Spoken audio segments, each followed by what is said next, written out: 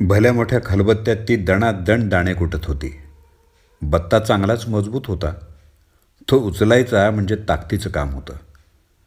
तोंडानं ती काहीतरी पुटपुटत होती. त्या पुटपुटण्यात संताप जाणवत होता. मधूनच तिच्या आवाजाला धार यायची तेव्हा बत्ता जरा जास्त जोरात आपटला जायचा. खलातल्या दाण्याचा पार भुगा होऊन आता त्याला तेल सुटायला लागलं होतं. जेव्हा बत्त्याला तेल लागायला लागलं तशी ती थांबली.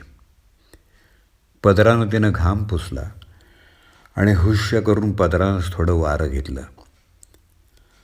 आता तिचा चेहरा जरा शांत वाटत होता. तिची आणि माझी नजरानजर झाली तशी ती म्हणाली, "बरं वाटलं बघ. चांगलं कुठून काढलं बत्त्यानं." माझ्या चेहऱ्यावर आश्चर्य. "अगं कोणाला?" त्यावर ती म्हणाली, "आता मी कुणाला कुठून काढणार? आहे का ती ताकद माझी? कुणापुढं माझं काहीही चालत नाही. कुणी माझं ऐकत नाही." मग असे छोटे छोटे संताप एकत्र गोळा होऊन त्याचा एक मोठा ढीग होतो बघ एखाद दिवशी.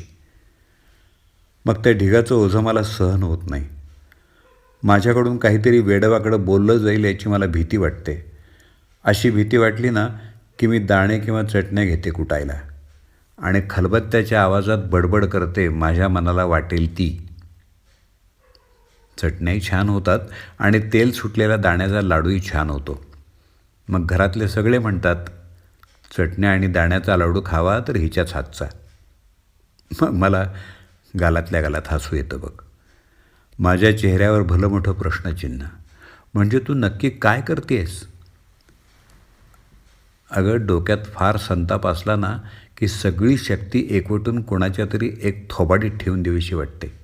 हात शिवशिवतात माझे आणि फाड बोलून समोरच्याला फाडून खावा अशी इच्छा होते. पण हे असं वागणं योग्य नाही हेही पटतं मला. पण मग या त्रासाचं काय करू? तो सगळा राग मी या खलबत्त्यातल्या दाण्यांवर आणि खोबऱ्यावर काढते. जे जे मनात असतं ते बोलून टाकते. त्यामुळं मोकळं वाटतं बघ मला. मनावरचं ओझं हलकं होतं. अंगातली ताकद सत्कारणी लागते आणि चटण्या लाडू सुंदर होतात हा सगळ्यात मोठा फायदा. पुन्हा घरात वादंग घालून घरातली शांतता नष्ट करा हेही होत नाही. आणि ती मस्तपैकी हसली आणि माझ्या डोक्यात ट्यूब पेटली. अरे खरंच किती छान घरगुती उपाय आहे हा. पूर्वी बायकांनी घरात फार बोलायची, आपली मतं मांडायची पद्धत नव्हती. लहानपणापासूनच त्यांना सहन करण्याची सवय लावली जायची. पण त्यातही काही बायका मूळच्या बंडखोर वृत्तीच्या असायच्याच. त्यांना मनाविरुद्ध गोष्टी पचवणं जड जायचं. पण घरामध्ये अशा पद्धतीनं काम करता करता त्या मोकळ्या व्हायच्या. जात्यावर गाणी गात दळताना त्या सुरांबरोबर त्यांच्या मनाचे बंध मोकळे व्हायचे. धान्याबरोबर तिच्या मनातले टोचणारे बोचणारे अनेक सल पिठासारखे भुगा होऊन जायचे. असंच असेल कदाचित.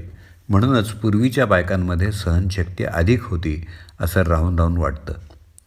पाट्यावर जोरजोरात वाटणं, दगडावर धुणं आपटणं, आदळआपट करत भांडी घासणं, किसणीवर खसाखसा खोबरं किसणं, जात्याचा खुंटा ठोकणं, उखळामध्ये मुसळानं काढणं, या सगळ्या कामांमध्ये बायकांना भरपूर ताकद लागायची. या शारीरिक कष्टांच्या क्रिया करताना त्यांच्या मनातला उद्वेग बाहेर पडायला मदत व्हायची. आत्ताच्या काळात आपण सगळेच शारीरिक कष्ट करायचे विसरलेलो आहोत. त्यामुळं आतल्या आत जी घुसमट होते ती बाहेर पडायला वाव मिळत नाही. पूर्वी घरात खूप माणसं असायची. त्यामुळं वातावरणातला ताण कमी असायचा. विविध विषयांवर घरात बोलणं व्हायचं. त्यामुळं एकाच विषयाभोवती संभाषण फिरायचं नाही. त्यामुळं दुःख उगाळत बसण्याची माणसांवर वेळ यायचीच नाही. आपणही जेव्हा काही शारीरिक श्रम करतो तेव्हा शरीराबरोबर आपल्याला एक मानसिक स्वास्थ्य लाभतं. एखादी घाण झालेली गोष्ट आपण स्वतःच्या हातानं घासून पुसून लख्ख करतो तेव्हा ती घासताना मनातला कचरा, धूळ आणि जळमटं बहुधा स्वच्छ होत असावेत. म्हणून प्रत्येकानं आपल्या घरातलं एखादं तरी स्वच्छतेचं काम स्वतःहून करावं.